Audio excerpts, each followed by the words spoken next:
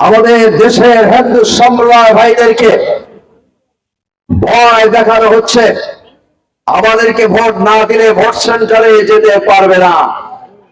আমরা বলতে চাই, যারা জুজুগিরির ভয় দেখায় বরং তাদের পায়ের তলায় মাটি নাই। আমরা এই জুজুগিরির ভয় করে না, পরোয়া করে না। বাংলাদেশ জামাত ইসলামীর শীর্ষ 5 জন লিডারকে জুডিশিয়ারি কিলিং করে হত্যা করা হয়েছে।